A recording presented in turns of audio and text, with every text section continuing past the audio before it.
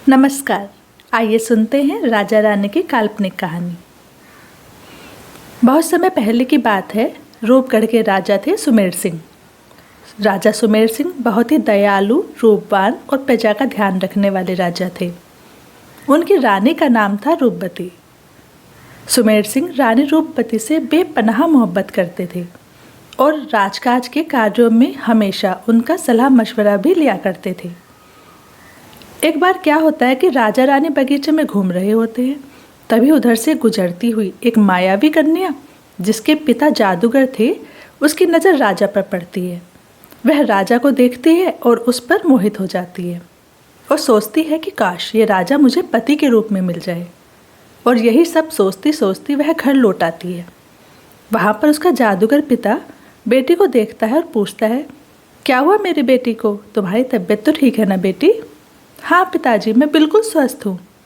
तो फिर मेरी प्यारी बेटी को ऐसा क्या हुआ जो वो इतना उदास है? मुझे पूरी बात बताओ। तब जादूगर की बेटी उसे राजा के बारे में बताती है और कहती है, मुझे उससे ही विवाह करना है। जादूगर उसे समझाता है पर वह कुछ सुनने को तैयार नहीं होती।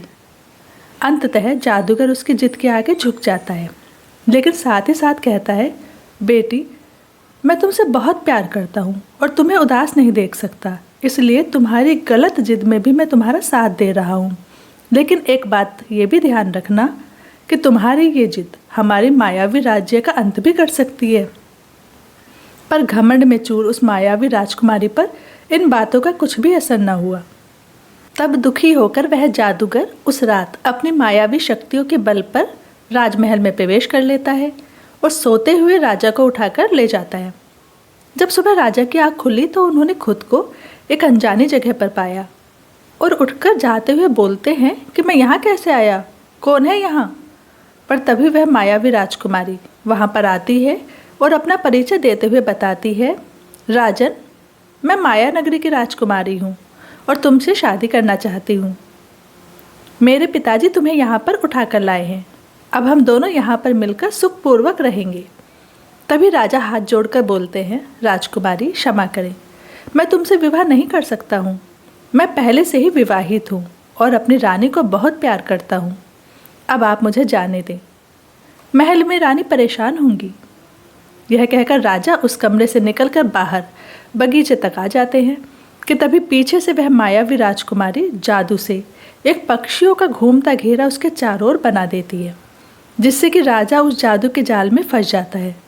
इधर रानी जब सुबह उठती है और राजा को बिस्तर पर न पाकर परेशान हो उठती है।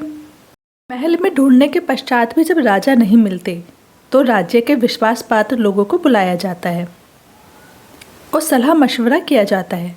तो ये निर्णय लिया जाता है कि राजा के गायब होने की सूचना किसी को नहीं दी जाएगी, ताकि पड़ोसी राज्य को पता न चल पाए और वो इस बात का फ़ायदा ना उठाएं। राज दरबार में कहला दिया जाएगा कि राजा अस्वस्थ है, जिस कारण वह सभा में नहीं आ पाएंगे। अतः आप सभी से प्रार्थना है कि महाराज को आराम करने दें। समय समय पर उनके स्वास्थ्य की जानकारी आप तक पहुंचा दी जाएगी, इसलिए आप लोग महाराज का हालचाल पूछने राजमहल में ना आएं। अब सभी मिलकर राजा को ढूंढने के लिए निकलने की योजना बनाते हैं, जिसमें रानी सौम्य भी वेश बदलकर उनके साथ जाती है। राजा का कहीं कुछ पता नहीं है, सब परेशान हैं, जंगल की तरफ कूच करते हैं, शायद राजा का कुछ पता चले। भटकते भटकते बीच जंगल में पहुंचकर दूर एक कुटिया दिखाई देती है। सभी लोग वहां पहुंचते हैं और शरण मांगते हैं। वह कुटिया एक ऋषि की थी जो लगभग 70-80 बरस की उम्र के थे। उनके चेहरे पर एक तेज था। रानी सबके लिए खाना बनाती है, सबको खिलाती है, लेकिन वो उदास ही रहती है। तब ऋषि उससे पूछते हैं, बेटी क्या हुआ, तुम इतना उदास क्यों हो? तब रानी उन ऋषि को सब कुछ बता देती है और रोने लगती है।